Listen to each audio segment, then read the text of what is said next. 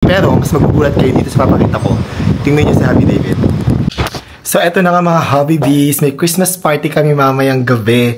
And plano ko magluto ng embutido para sa Christmas party namin. Meron kaming catering, pero gusto kong magdagdag ng embutido para naman may ma-share ako sa kanila sa GMP Artist Agency Christmas Party. Kaya naman sobrang excited ako mamaya.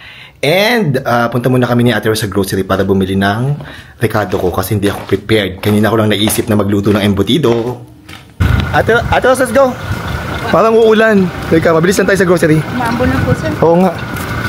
Full parking sa mall. Kaya dito kami sa may tapat na mall nag-park. Open parking. Naglalakad lang ng very light, Ate Rose. Tapos, sir.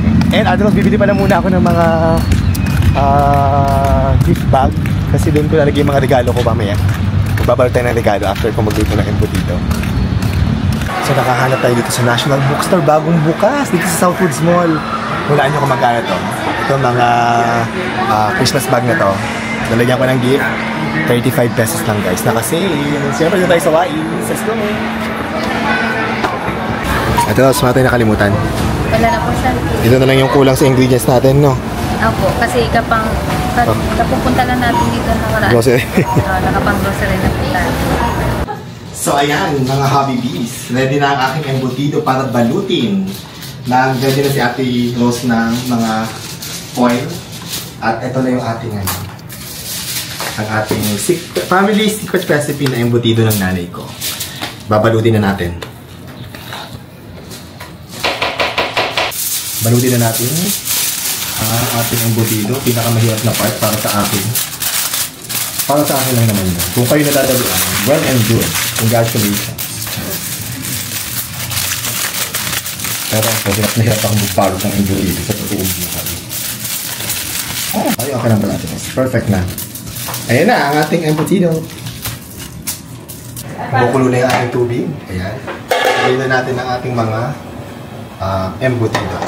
Nakagawa ko ng 2, 4, 6, 8, 10, 12, 14, 15, 18, 19 na embutido. 19 na embutido na gawa natin.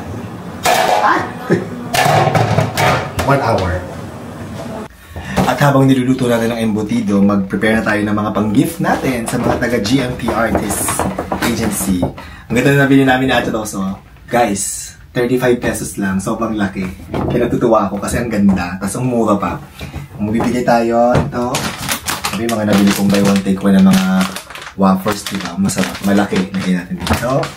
Maglalagay din tayo ng, of course, Hobby Bee. Iba't ibang flavor. So, bahala na sila kung anong makuha nila. At maglalagay din tayo ng Hobby Bee Clash Brightening Soap. Yan, ang ating pamibigay sa mga taga-GMP Artist. Ganyan. Diba? Ang cute.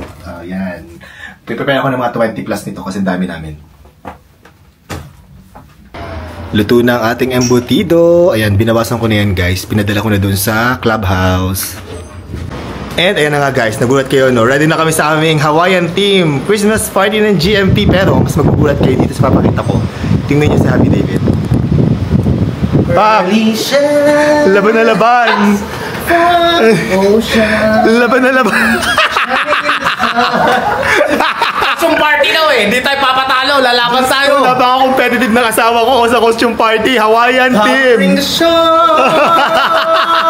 When I see pumunta ka na doon. Diyos ko nakakaloka.